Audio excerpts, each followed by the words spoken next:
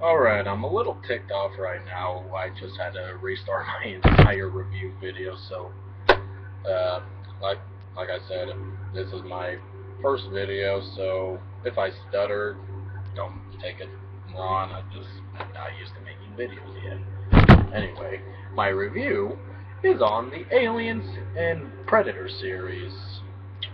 Excellent franchise, my favorite sci-fi franchise in the entire world, actually.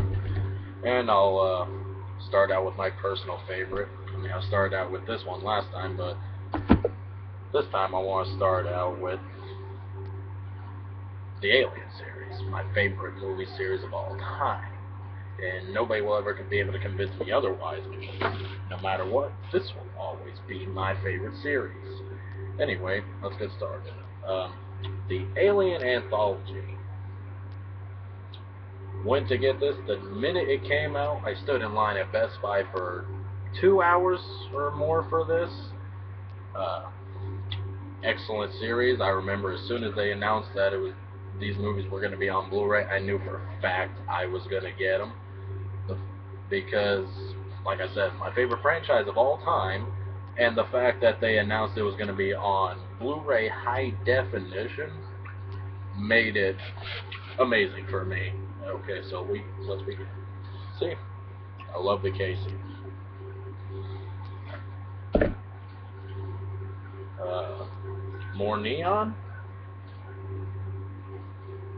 and again, Alien Anthology. And here's a little description of it with yet again another picture of an alien, which I still think looks pretty cool to this day. I'll go ahead and read the description. When Alien was unleashed in theaters in 1979, the world was introduced to one of the most terrifying monsters in motion picture history, and one of the most popular movie franchises of all time. Equal parts horror, sci-fi, and psychological thriller. The Alien movies raised all three genres to a bold new level. Now, for the first time, the Alien Anthology Collection combines all four films with a totally immersive mother mode interactive experience, so you can follow the action and relive the excitement in a whole new way. I remember reading that the moment I bought my copy, and I was pretty happy. Anyway, let's get started on the first review. Uh, Alien, directed by Ridley Scott, released in 1979. I like the way this is. I like the way the casing is booklet. I'll read the description. The terror begins as the crew of the space tug Nostromo responds to a distress signal from a desolate planet only to discover a deadly life form that breeds within human hosts. Just reading that description alone makes it pretty awesome sounding to those who have never seen the movies before. Anyway, like I like I said, this was directed by Ridley Scott, released in 1979. They got the concept from this movie. I don't remember the name of it, but they got the concept for the first Alien movie from some kind of old space exploration movie that was something about a killer volleyball or something like that. It was just a really cheap movie. It was just meant for the creators to blast off a little bit. And yeah. But later on, the same guy who created that movie went on to create Alien, which became a huge success almost instantly. Uh, it took a lot to get this movie made because of how very little money that cheapo volleyball thing made. The guy had a lot of trouble getting people to actually want to make this movie. And finally, they got 20th Century Fox to say, "Okay, let's do it." And I'm not I'm not 100% sure how it went, but if I remember right, it was like for the longest time it was really difficult to get a director for the movie because nobody wanted to do this project knowing that it wasn't gonna knowing how it was gonna do. Until finally they were able to get Ridley Scott to do it, and from then on, the movie went on to do pretty well. Uh, It's got Sigourney Weaver in it. This was one of her first, I think this was actually her first big Hollywood movie. I think she did small TV shows or something like that beforehand. It was actually because of these movies that she became my number one favorite actress of all time, and I've seen every single one of her movies, and I love her to this day.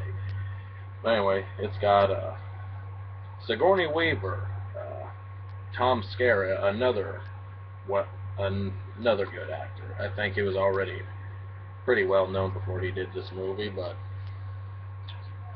yeah, thanks to this one, he's even more well known. And I just lost my train of thought because I just forgot all the people in the movies. Ah, da da da da. All right. Uh, Veronica Cartwright, aka Lambert's in the movie.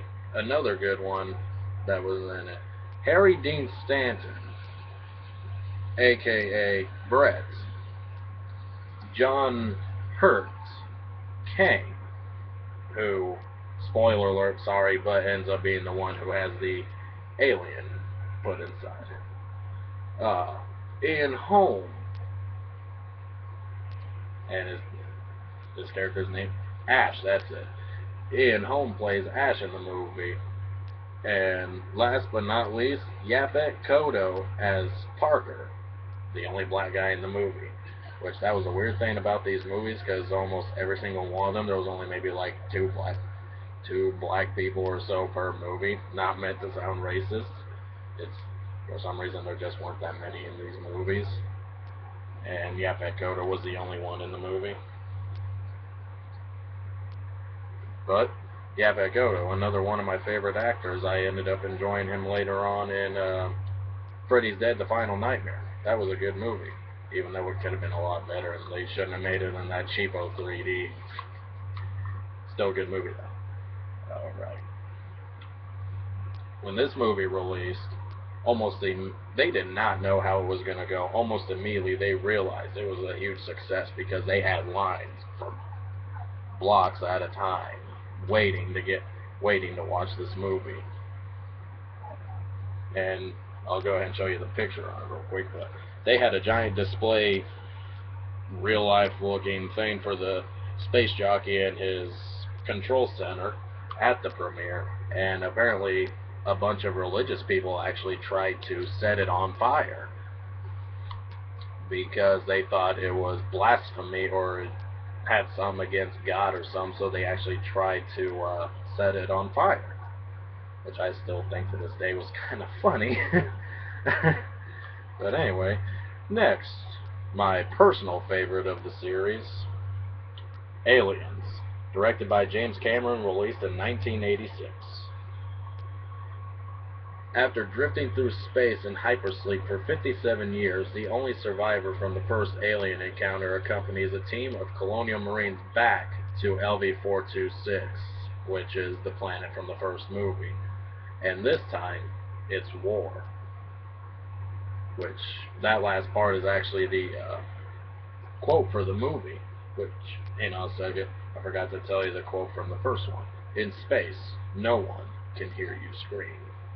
Which is pretty, that helps make it even better. Anyway, the quote for this movie, because it has Marines in it, was an obvious choice. This time, it's war. Now, originally, 20th Century Fox did not want to, actually, I take that back, right from the start, they wanted a pure sequel to Alien because of its success, money-wise. So they want to go ahead and start off with a sequel.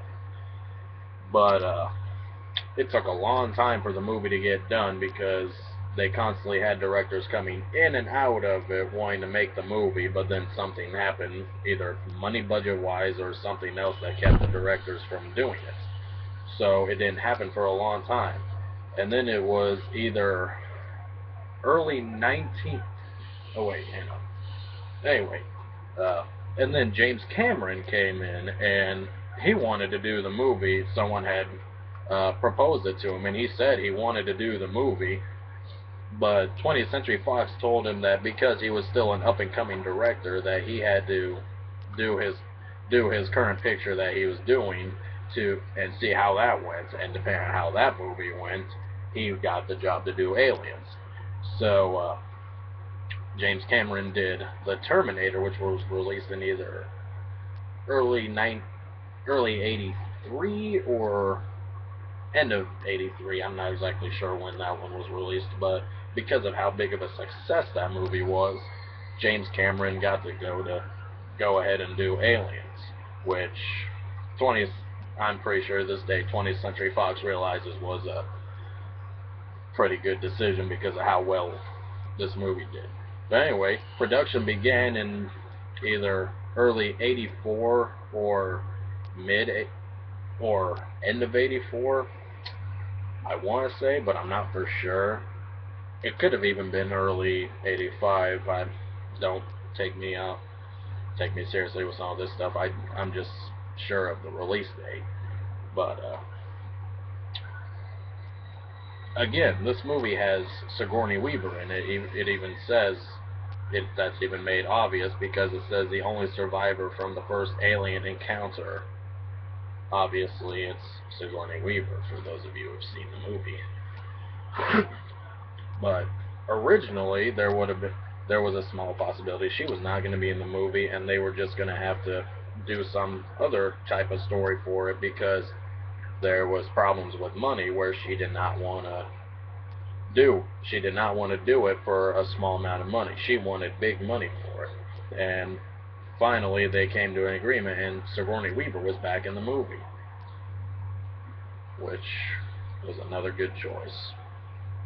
But it was directed by James Cameron and produced by James Cameron. And James Cameron even did the story and the screenplay. And even his wife Gail Ann Hurd produced the movie. But this one had Sigourney Weaver in it, and it had Michael Biehn, who plays Hicks, and Carrie Henn, who plays the little girl Newt. This was actually her first movie because I don't know if she ever actually wanted to do movies or not. I just remember them saying that they were doing interviews at school for a little girl to play Newt, and she just went in for the screen test or whatever, and she got the role. And unless you watch the special edition, the extended version of the movie, it doesn't really matter, but you won't notice it. But in the special, Carrie Henn's brother actually got a role in the movie as well. He got to play her brother in the movie as well. But the only way you can see him in the movie is if you watch the extended version that puts like an extra 35-40 minutes in the movie, which I honestly recommend watching the extended version because it it's a lot better. It answers a lot of questions, and you get to see stuff you didn't get to see when the movie was originally released in theaters.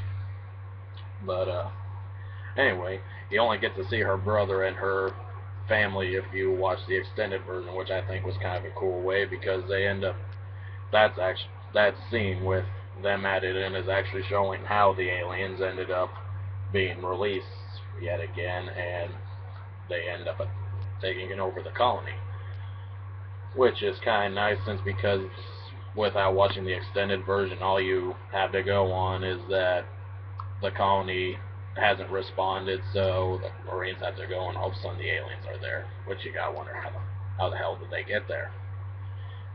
But anyway,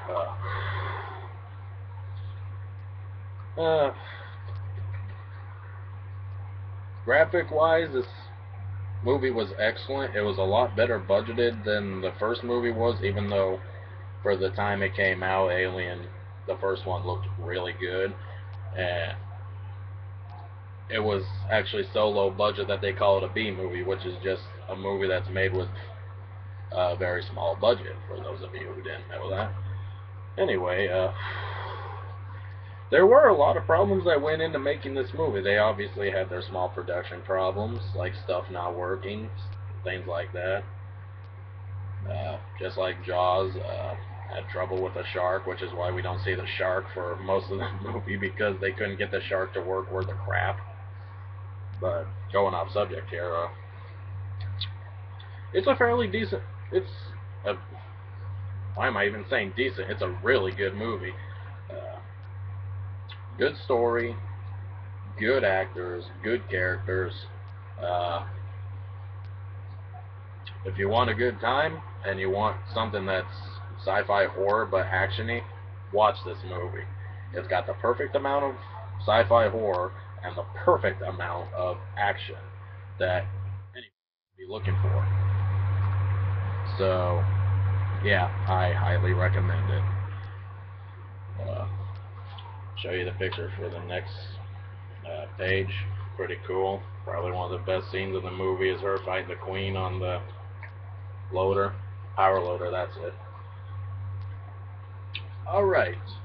Next is Alien 3. Directed by David Fincher, released in 1992. 6 years later after Aliens. And the quote for this one is 3 times the horror. And I'll read the description. Ripley crash lands on Fiorina 161, a bleak wasteland inhabited by former inmates of the maximum security prison, but an alien was aboard her craft, and the body count begins to mount. Now, I fully admit, this one is... It's not the weirdest of the series, but it is still weird. I personally... If I put them in order, I personally like this one second out of the 4 movies, so I would put it in order 2, 3, 1, and then the last one, Resurrection. But this one's still a fairly decent movie. Like I said, it was released in 1992. It really didn't do that well in the movies, well, here at least, because people went to see it because there was another sequel to the Alien movie, so they thought it was going to be amazing. But it didn't do well here in America because I don't know what it was. I guess a lot of people were just wanting it to be actiony and stuff. They got used to the action of Aliens. But you can't just repeat that every single time in a movie. You can't do it like that and just do it the same exact way with the sequel. You just can't do that, otherwise the audience is going to get tired of it after a while. But anyway, Sigourney Weaver is back in this movie as Ripley, obviously, since Ripley's in the movie. And yeah, it does take place on a maximum security planet. It has Sigourney Weaver in it, and it is co-starred with Charles S. Dutton, who plays Dylan, one of the heads of one of the guys who actually keeps the inmates in check. Anytime the inmates do something that's against their religion. Oh yeah, I didn't mention that the prisoners in this movie are religious. But Dylan is the one who keeps everybody in check. He is the priest of the inmates, and he makes sure that they're following the rules. Like, here's a spoiler, or it's a prison full of men, so obviously they haven't seen women in years, and Sigourney Weaver's the only woman in the movie, which kind of sucks, but at the same time, who cares? It's a good movie. But there's a scene in the movie where Ripley is about to get raped by some of the inmates who end up not being able to help themselves because they haven't seen a woman in forever. So they attack her and try to rape her. And that's whenever Charles Dutton, aka Dylan, he comes in and beats the living hell out of them because they're going against their rules. And even though it's still basically to beat the crap out of them for breaking their rules and religion, he still ends up saving her life. Anyway, and then also Charles Dance. I just forgot his... Clemens. Wait, no.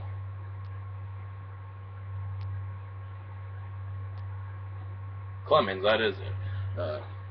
Charles Dance plays Clemens, the doctor of the movie. And you'll you'll be familiar with Charles Dance if you've seen Game of Thrones because he plays Tywin Lannister.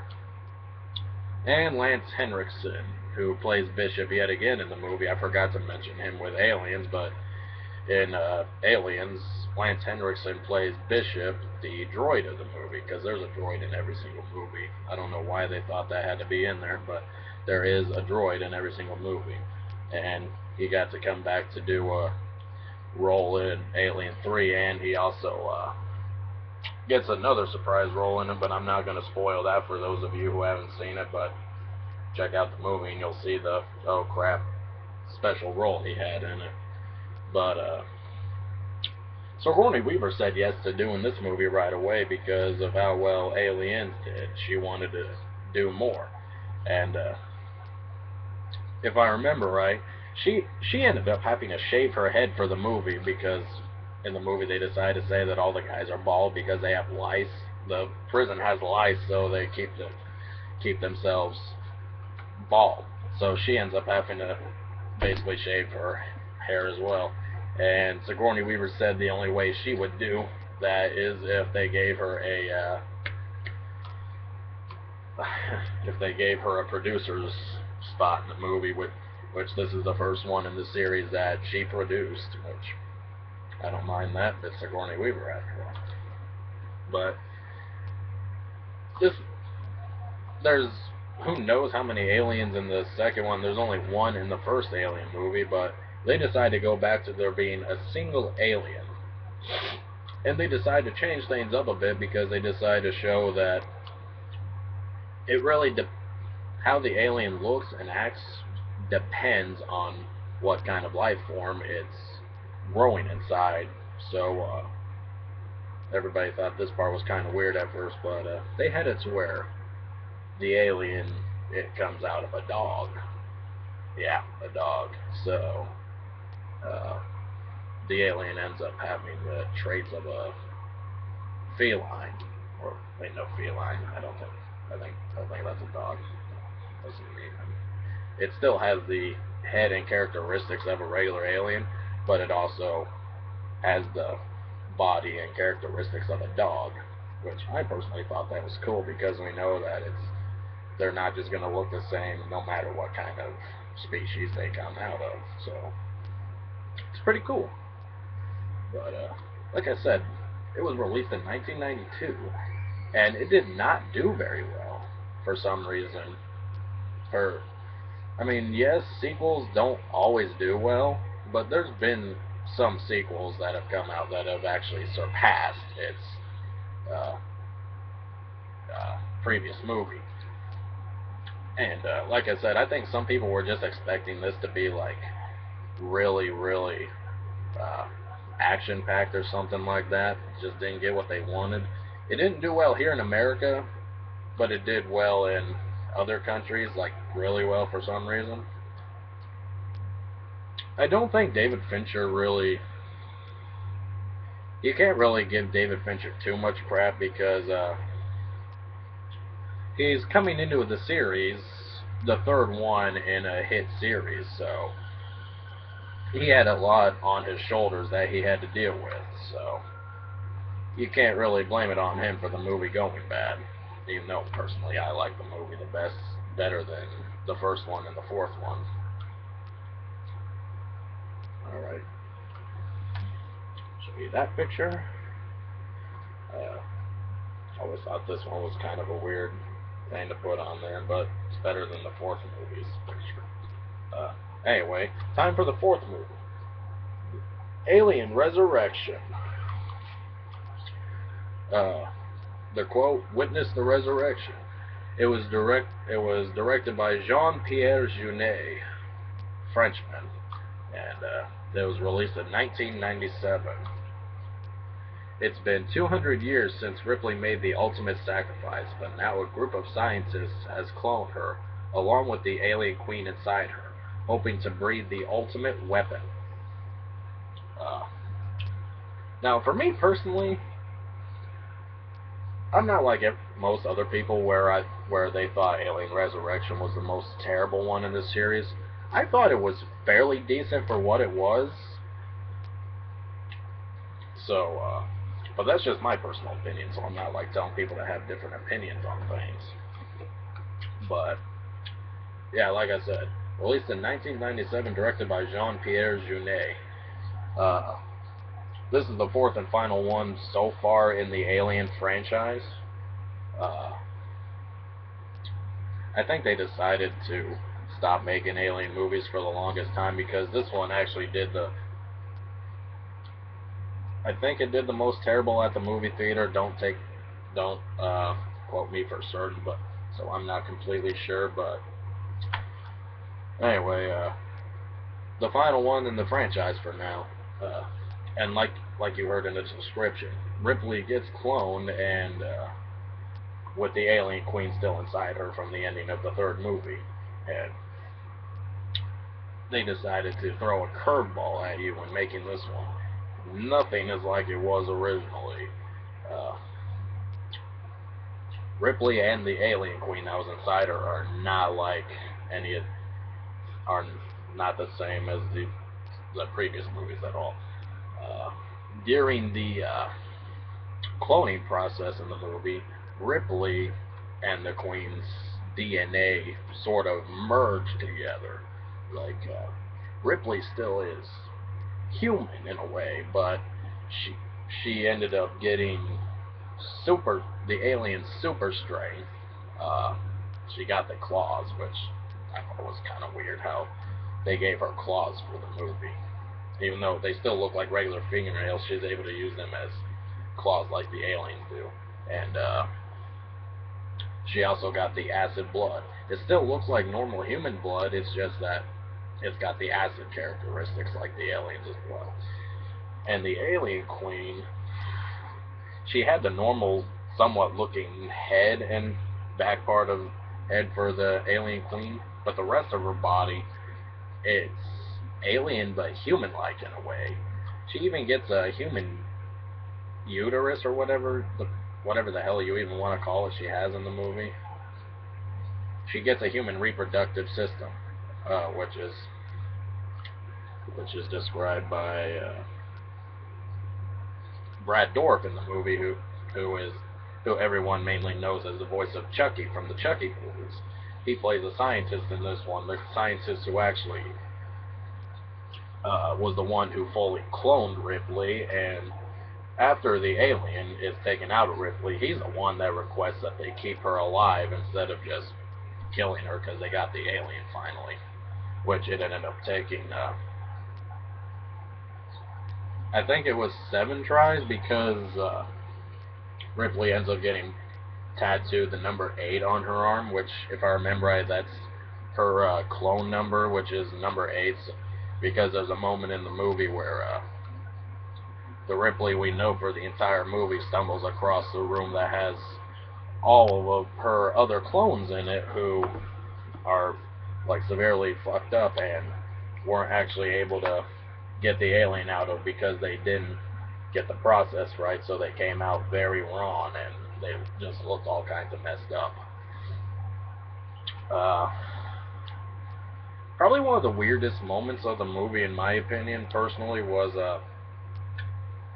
it's it's a really weird concept, but not at the same time. But there's a moment in the movie where Ripley gets captured, and she has, like I said, the alien queen. She has a human reproductive system, so there's a moment in the movie where you get to witness her do something that's completely different, where she's not laying eggs, she's actually giving birth to something new, which ends up being the newborn.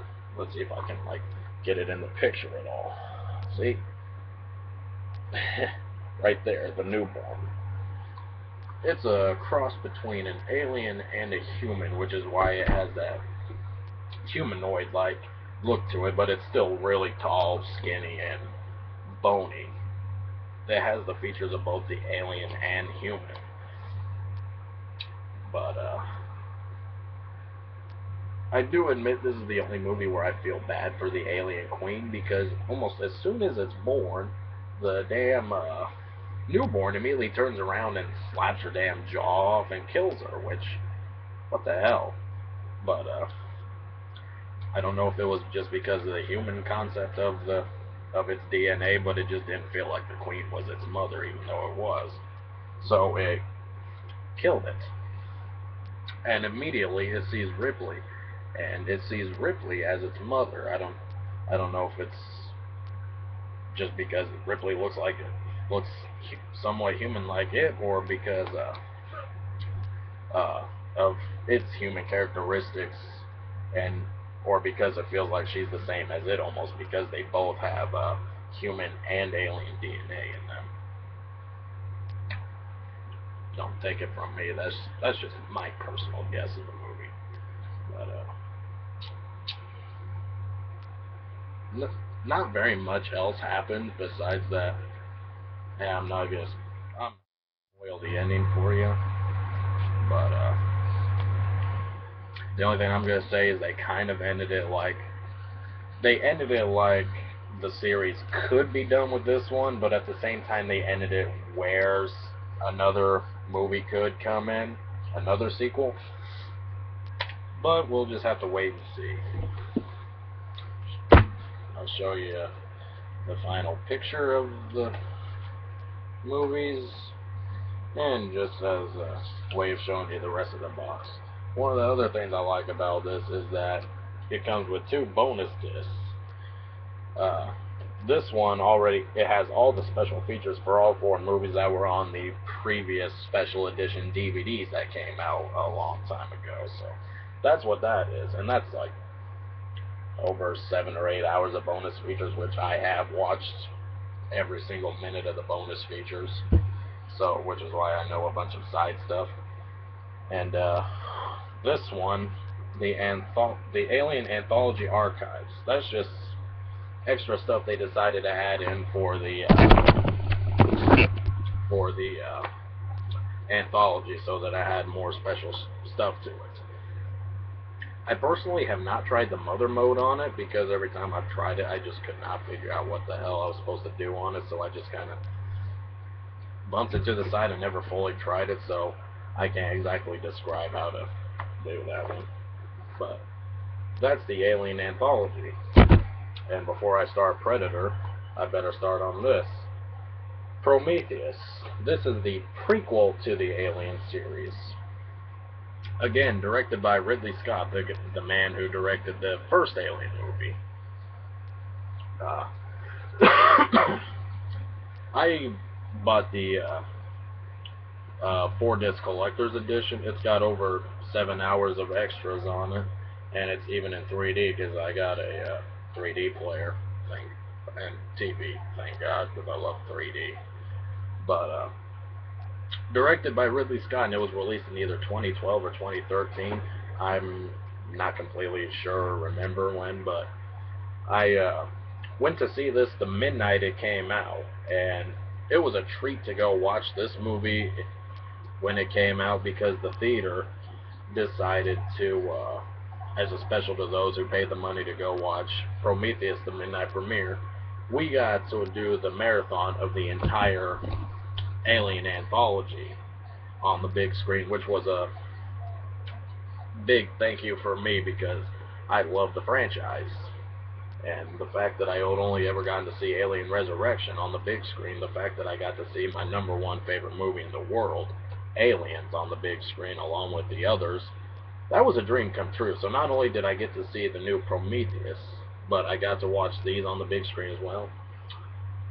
It was a good day for me. But anyway, I'm not really sure if this is the quote of the movie. I think it is, but questions will be answered. I think that's the quote, but don't take me seriously. Again, I've got most of the discs, but like, there's the cool 3D disc of the map room that the droid of the movie, David, aka Michael Fassbender, discovers. Pretty cool. There's the main point of the movie, the space jockey. And then that's the 2D disc. Here's the bonus disc, which, another way to show it's a partial prequel to the series. kind of hard to see, but there's actually a picture of a statue from inside the movie that looks like an alien from the actual series, which they haven't actually explained how the aliens yet have factored into this movie. I'll explain that in a second. Uh, I'd show you the DVD 2D disc, but I kind of gave it to my mother. She likes to take the DVDs out of my Blu-ray copies when they actually do come with the DVDs. But anyway, the reason I say they haven't fully factored it in yet is because, hang on a second. Anyway, the point of this one is, yes, it's meant to be a prequel, but at the same time, it's not. It has some factors and resemblances from the Alien franchise, like the Weyland Incorporated is in it again, because, but the main story of the movie is that, a couple of architects discover the possibility of who actually created us instead of God, thinking they're alien beings, but they discover cave paintings in different continents in the world that they find out is actually like a map pointing up to the stars that shows them a planet, one of the only planets that could sustain life. So they go to the Weyland Corporation to fund them to go on this exploration to explore this planet and see if they can find the people who created us. And I'm not going to spoil any more of that, but besides that, they get to the planet and things go hellward. We do get to see, like, the derelict ship from the first movie and the space jockey. We do get a little side look into that, but there is going to be future movies. It's already been announced that this isn't the full prequel we thought it was going to be. Ridley Scott just recently announced that this is actually the first in a series, a prequel series he's doing. So he already said that these won't actually finally connect to Alien until either the third or fourth movie, which I hope it doesn't take that long to connect them, because I'd like to finally see the entire events that led to the Alien franchise. So, I can't wait for it. But, that's Prometheus, directed by Ridley Scott.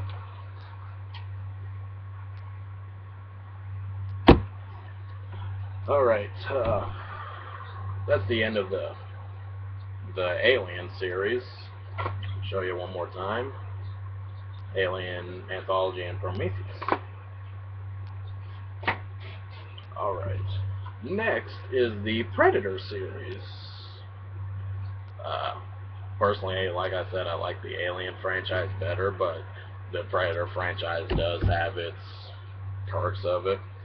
Starting out with is the first Predator. With Arnold Schwarzenegger. And yes, I have it in 3D. I saw it at the store for $15 in 3D, and I knew immediately I wanted it, so I grabbed it. Which I was very happy about that, because the 3D on this movie was excellently done for being how old it is and how it was re-released on Blu-ray in 3D and was never in the theater. But anyway, Predator with Arnold Schwarzenegger, released in either 82, I think it was sometime in between 82 and 84. Don't take me on that. I know more about the Alien films than I do the Predator films, but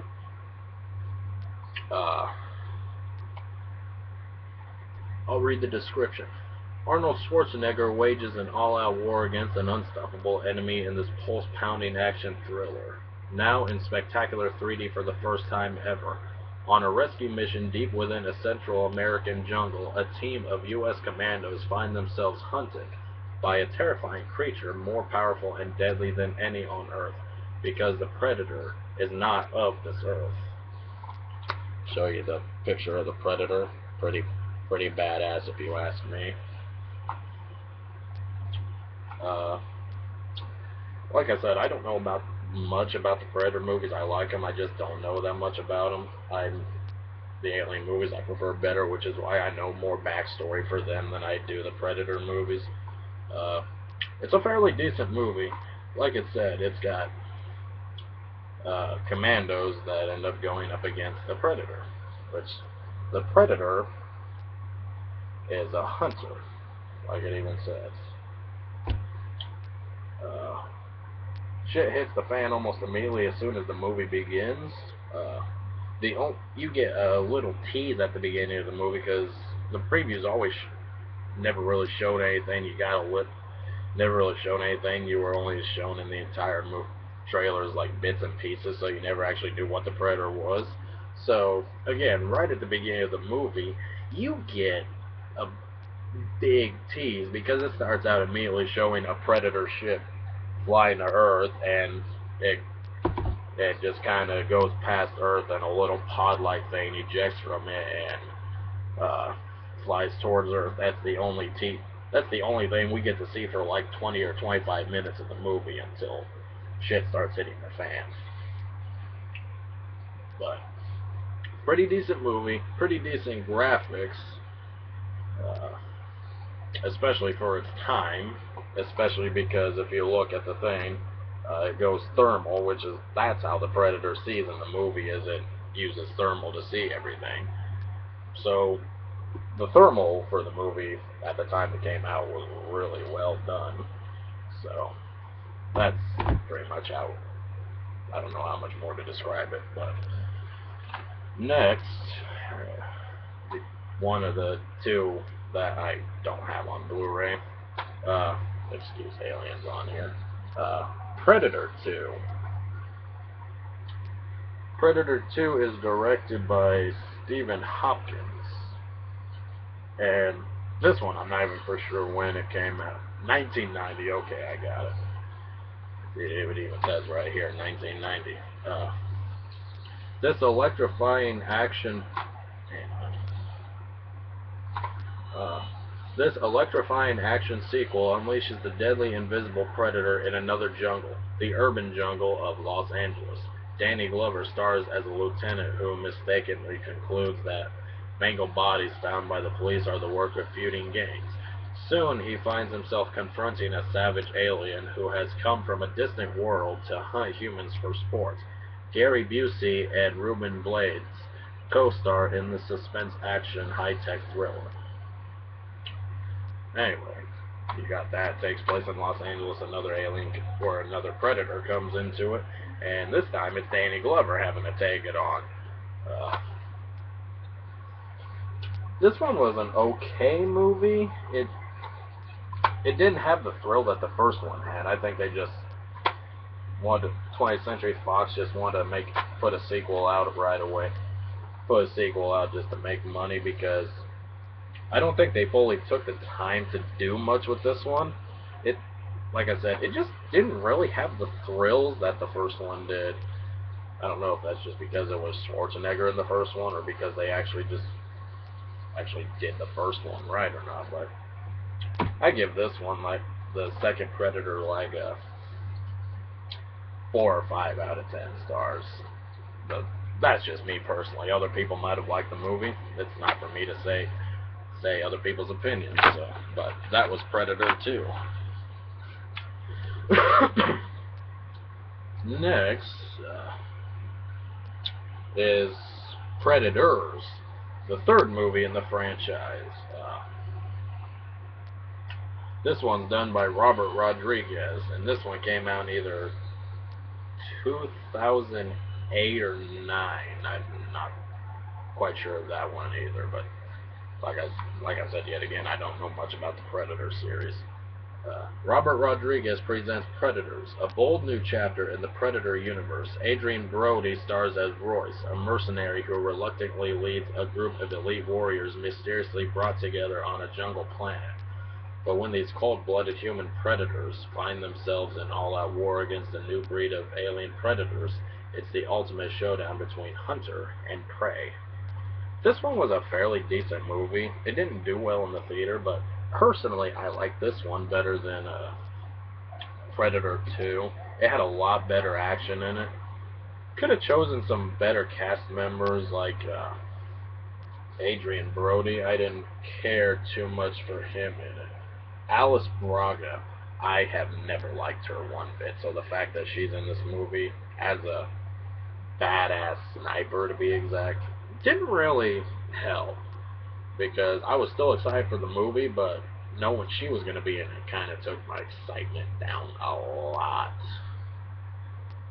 Still a fairly decent movie. We get to see newer, sort of roided up predators in this movie. They are more advanced, uh, more elite.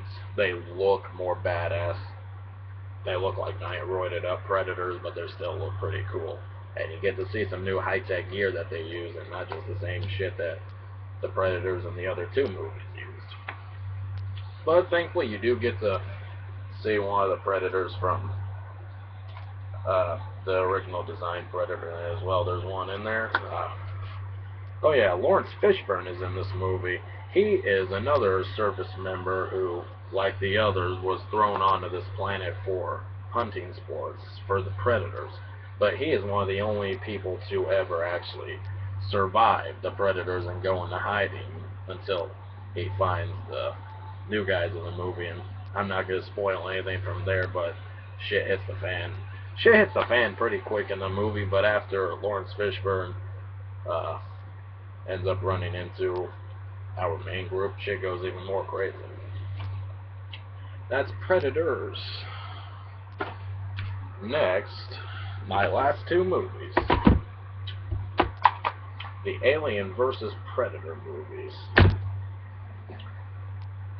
To start out with, Alien vs. Predator, directed by Paul W.S. Anderson, the guy who directed the first, fourth, fifth, and soon-to-be final sixth Resident Evil movie. This one was released in, I think, 2004. I'm not sure because I can't find that on here. Which, considering I like the AVP movies quite a bit, you'd think I'd know more about these ones. This one was actually pretty good. The deadliest creatures from sci-fi, the scariest sci-fi movies ever made, face off in Alien vs. Predator. The adventure begins when scientists investigate an ancient pyramid buried in Antarctica, but they soon make an even more terrifying discovery. Two alien races engaged in an all-out war, and whoever wins, we lose. It's a fairly decent concept of the movie because the stories for the Alien and Predator movies have nothing to do with this. These are their own story, which originally these started out as comic books because people after the first Predator came out, everybody wanted to see what it would be like if the Alien and Predators went off against each other, which came together to create the Alien vs. Predator comic books that everybody loved. And after a few years of the comic books being out, we ended up getting to see video games made out of them, the Alien vs. Predator series, which I've only got one of the games, but it's not that great. Actually, hang on, I'll get it for you.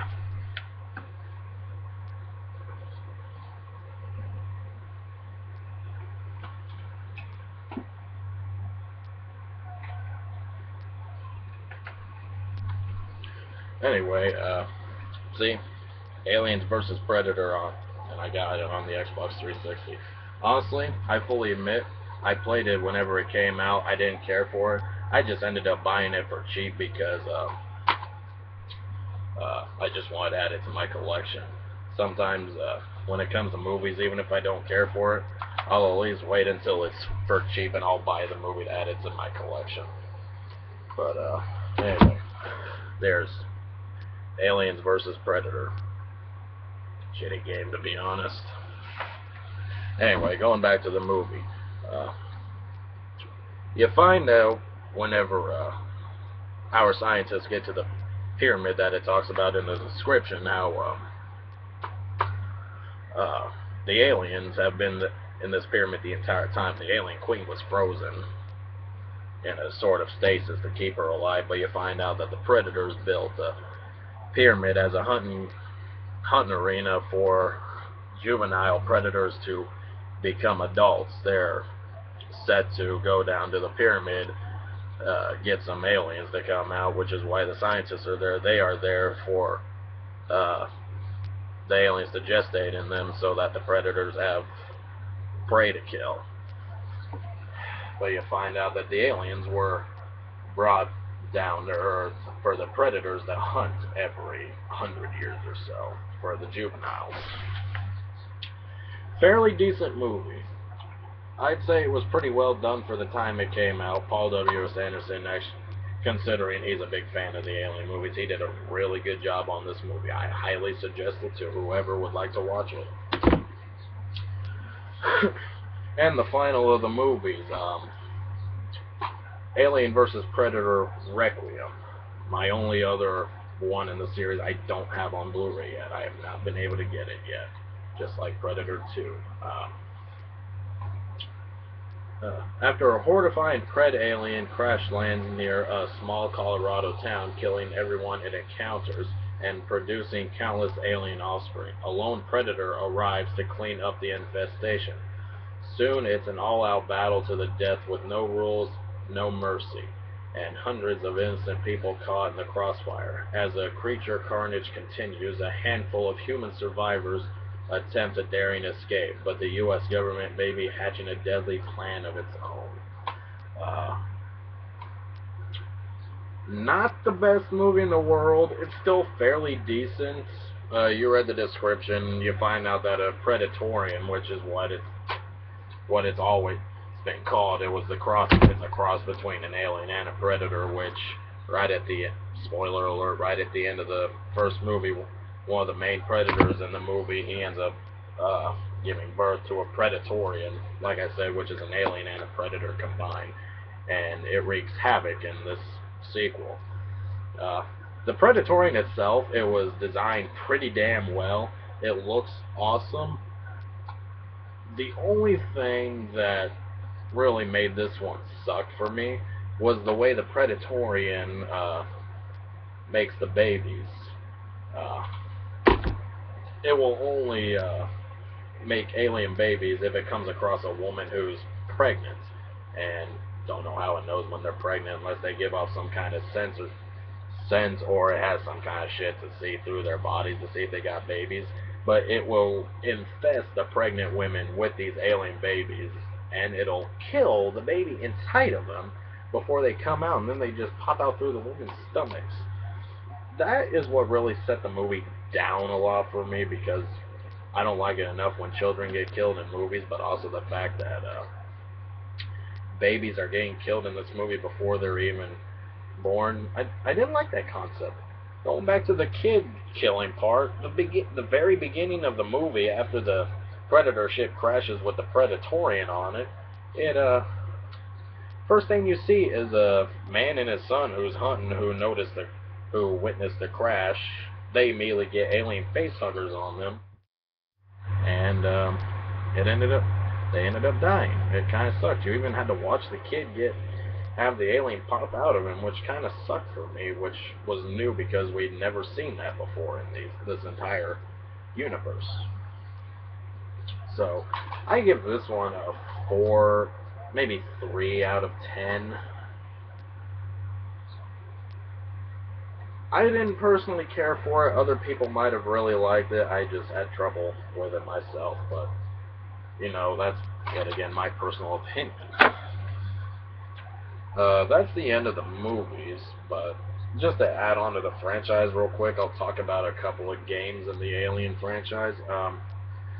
I don't have it in my room right now. It's in my brother's room. But Alien Isolation, that game... it's part of the Alien storyline from the separate Alien movies of the Alien anthology. It takes place in between the first movie and the second movie, and you play as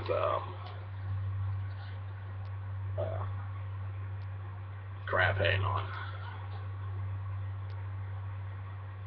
Ripley's daughter, that's it. I can't remember her name.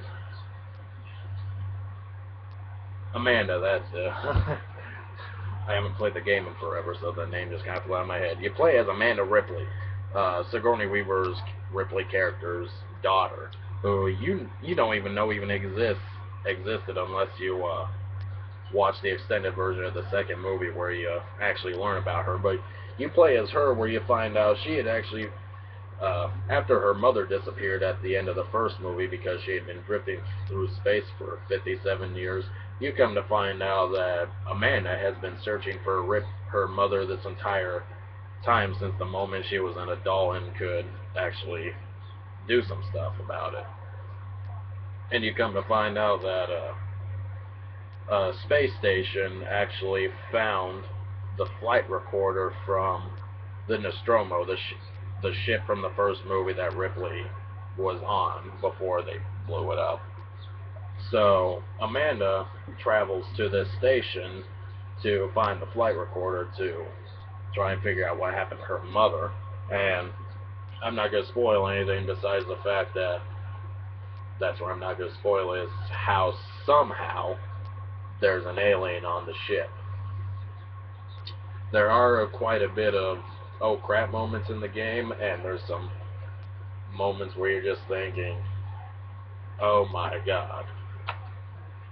But excellent game. I rate that game a 10 out of 10. Final thing on my review, since I've been doing this for almost an hour now, so I'm sorry to those of you who are willing to put up with me for an entire hour. Aliens Colonial Marines. Yes, I have it on Xbox. This one takes place in between the third movie and the fourth movie. It takes place a few weeks after Ripley sacrifices herself at the end of the third movie, and this one's about how anyway, I'll just read this to you. After the events of the landmark Alien trilogy, the Colonial Marines are sent on a rescue mission to the planet LV-426, caught between the most dangerous alien species in the universe and the ruthless Weyland-Yutani Corporation. The hunters become the hunted. It's not the best shooting alien game in the world, but it's still definitely better than that Alien vs. Predator game I showed you. But the story of it really is that the Colonial Marines get a distress signal from Hicks, who's played by Michael Biehn in the second movie and is also voiced by Michael Biehn in the game.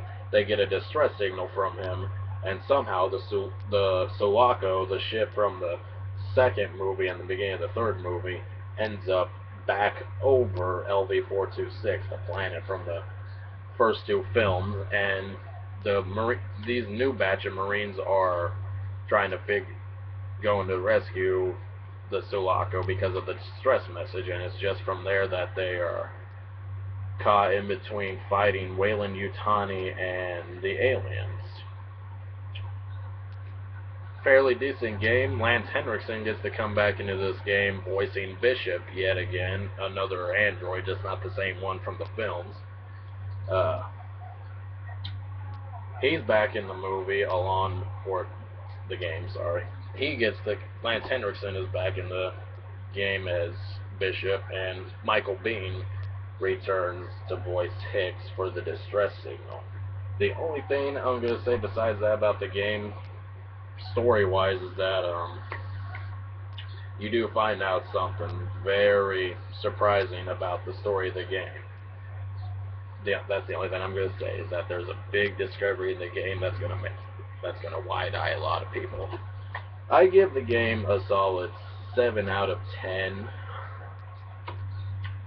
It's worth playing through at least once for those people who like the game, or like the series, I mean. Yeah.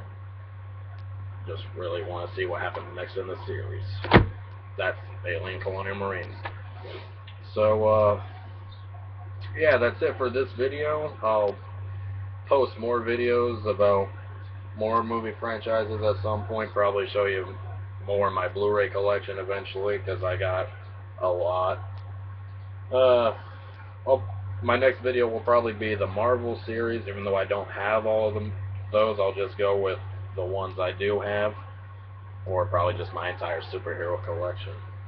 So, thank you for putting up with me for this hour, and this has been my first video, so I will see you all again on the next movie franchise review.